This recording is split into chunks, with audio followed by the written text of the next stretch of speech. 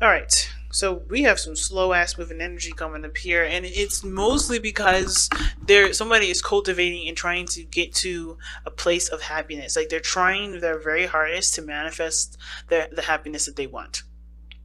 So they're taking it slow, they're being very cautious with it, but they're really putting in the work necessary, okay? They're really trying to, put in some sort of like foundation, if that makes sense. They're really putting in the grunt work. They're not trying to speed past this, they're not trying to hurry things up, they're trying to be gradual with it. It's a gradual pace, and it's obviously towards everlasting, right? So at least to try to make something last for a long time. Now, with release your X, time to release, time to clear your energy. The only card I see here regarding, well, actually, there's two cards I see here regarding this. Actually, four. Death, Tower, and the Eight of Cups. Like, those cards right there does talk about clearing your energy. And even the Hierophant, in a way, can do that. And you would think that the Hierophant would have that release your X sort of type of energy, but when it comes to fives, you are shifting or changing something, and that change is releasing of something, letting something go, and embracing something new. And it's usually just like both of those is happening at the same time, adjusting, changing. So you're letting go of perspective and embracing a new perspective that truly and completely tailors to you. So I feel like the progress is coming from a certain standpoint, and how somebody perceives moving forward. The cautiousness, the speed, and how things are moving forward.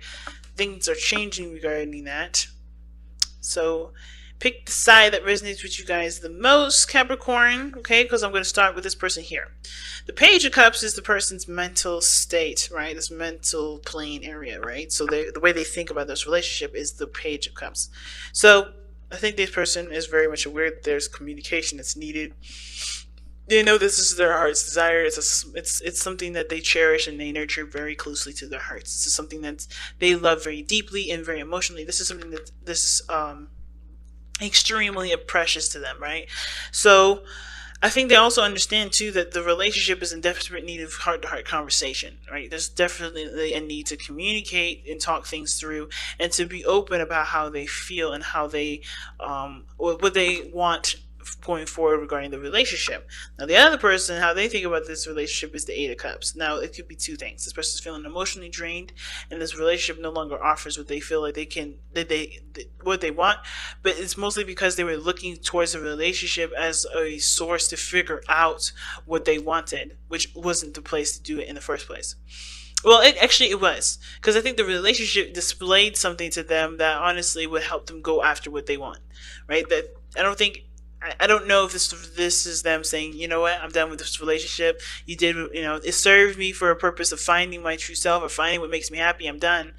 It could be just that this person realizes what they don't want, but they also see the relationship as an opportunity to seek out what they do. But the relationship, here's the thing, the Eight of Cups, you don't know what your heart's desire is yet. Not until the Nine of Cups. And I feel like this is probably, like, they know what they don't want, and they're going in this relationship thinking, I don't want what I don't want. I don't want, obviously, what I already know doesn't make me happy. I think this also person shows that they're emotionally drained with the situation, and they're looking to find what their heart's desire really is, right? Well, this person has it. Obviously, I think this person's seeking it. It's interesting, right? You got the seeker and obviously the person that possesses the heart's desire, and this person is literally looking for the Page of Cups, right? And I think that they are so emotionally drained that they don't obviously see that what they have, the person that they, the thing that they want is right in front of them, because they are already looking at the situation from a standpoint of, I don't want this. I've gone through this. I don't know everything that they've been through, or the situation from a standpoint of what makes them dissatisfied. Now, how they're showing themselves is the King of Wands. They're going after what they feel. They're going by the moments here. When the King of Wands comes up, there's no really long-term energy. This is all like in the moment kind of rapid thought. So they're not coming from a place of trying to create something for the long term. They're creating, they're going by based off their hearts and their heart's desire in the moment. I know it sounds very Knight of Wandsy, but the King of Wands does construct this in a very creative way. It's not flighty like the Knight of Wands. It's more of a, I'm truly going to truly going after what I want, truly going after what makes me feel good. And they are truly just being in the moment and just finding the happiness within themselves and not trying to find it outside of themselves. So the way that I feel with the King of Wands differs from the Knight of Wands is that the King of Wands, he doesn't necessarily, he commits to what he wants to do, and he makes, he does put in the energy and the time to grow it to its fruition. The Knight of Wands is just like, he's great with fun and having, starting something and coming up with great ideas. But of course, when shit hits the fan and it gets a little serious, even if it's a project that he wanted to start out initially, he doesn't stick around. And the King of Wands, in my opinion, he does stick around for it, but it's of course because he understands that he knows what he wants and he knows what he's going for, and therefore he can continue to use that energy of passion to continue to build on that. So this person is very, very passionate right now. They're expressing themselves immensely. I feel like the King of Wands is a great expresser. They're living their life as freely as they possibly can because they are emotionally drained, giving their energy away to situations that didn't satisfy them at all. So they're being very, very passionate and very true to themselves, being authentic to themselves. They're no longer, being the person that's stable or that's reliable. They're just being themselves. They're not thinking about the long term at all. Now the other person has got death here.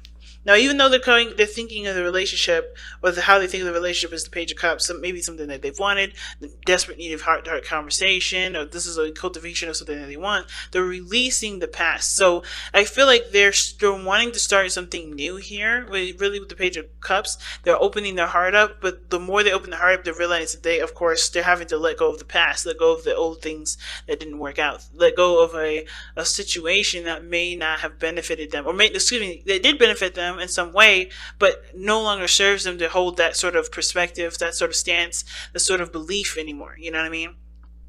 Because what is before the death card? It's the Hangman, and that's talking about releasing a certain perspective. And I feel like with death coming up here with this person, it's like,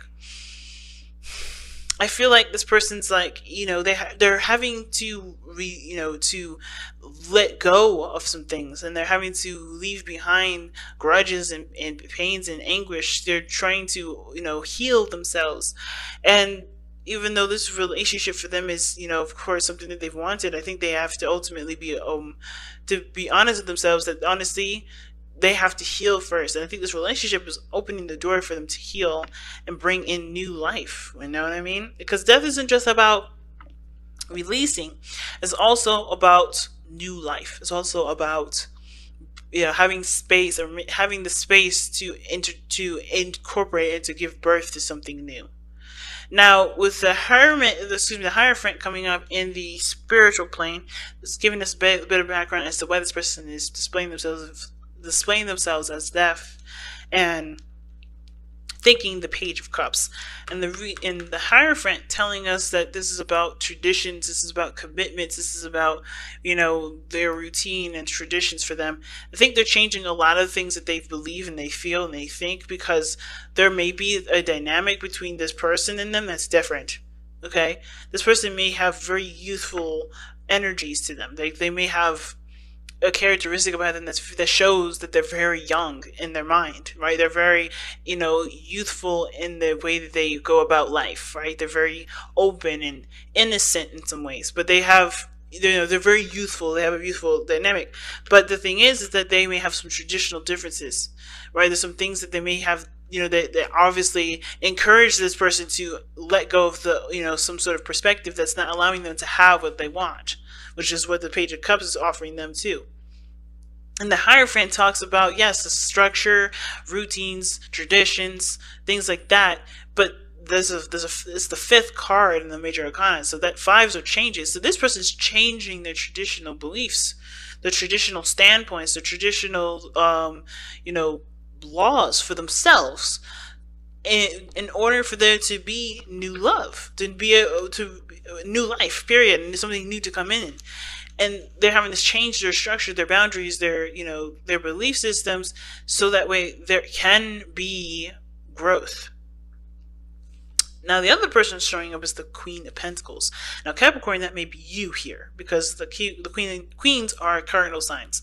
That doesn't mean you're a female. It just means that you are a cardinal sign, and it is true. Capricorns are cardinal signs, just the same as Aries, Cancer, and Libra.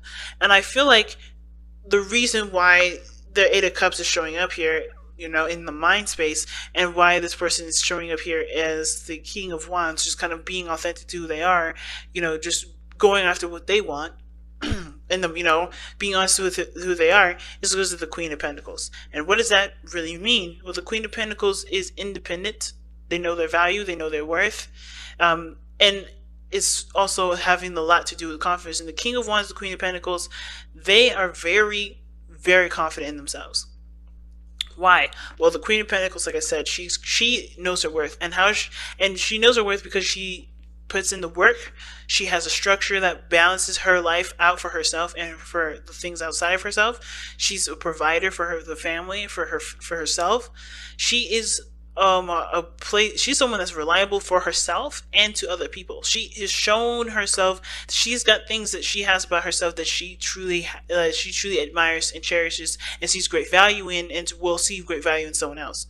And with the King of Wands, this passion, this willingness to fight, the willingness to go after what they want, and to truly, and to be themselves regardless of how other people feel. That is what brings them confidence. Their uniqueness, their sense of creativity, and their the inspiration they gain from being themselves is what drives them to be confident.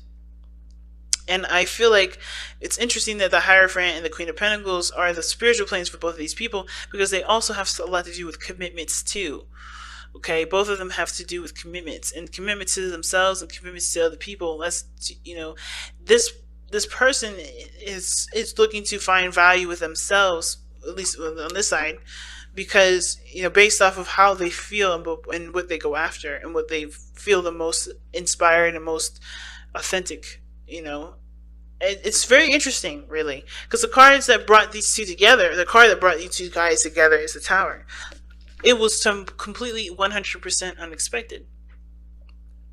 What brought you guys together was that there were some changes that were happening in your lives, and it definitely changes that honestly brought you down to ground zero. Like, you guys were starting from the very beginning, trying to figure out who you were as a person. And the challenge now is the Page of Swords. It's cultivating a truth within yourselves that honestly helps you to understand each other a lot better. It's really interesting, right? I think the more you understand yourself, the more you understand each other. And that understanding is what's going to obviously continue the growth and the stable building that this relationship is already on the course of. The Page of Swords also is the challenge, meaning that there is communication that hasn't been had, or there's a need for communication here. Challenge is showing that there is a need for more information.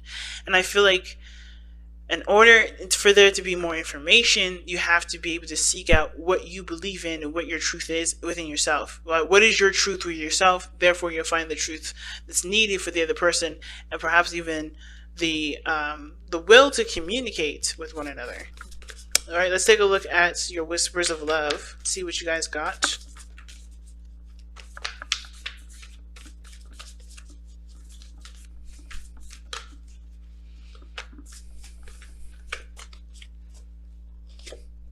Oh wow, focus on love. I haven't seen this card in a little bit. Focus on love. Look for the good attributes in each and every person in your life. And focus on love is such a powerful card, because you don't necessarily need to look at the facts or the physical stuff. It's about how you feel, and it's about the things that, it's understanding the person's character and the dynamics of that person's character, of course, of what came to be and how it came to be in the first place, that this card is asking you to delve into. It's like very hangman-ish, kind of like seeing something from a different angle, but it's like focusing on the parts that bring you two together, not the parts that split you two apart. You know, releasing your ex isn't necessarily about letting someone go from the past. It's also about letting go of it's really about letting go of the pains or the things that hold you back from keeping you from that's keeping you from being able to have a future with either a new person or the person that you want to return to. You know, focus on the good things, focus on the positive, focus on the attributes that encourage growth, and understand and forgive the attributes that aren't that great, that have split you apart, that makes you, that have hurt you. Understand and forgive those, but put them to rest. It's big, family. It's really big. And with that said, I'm going to go ahead and let you guys go.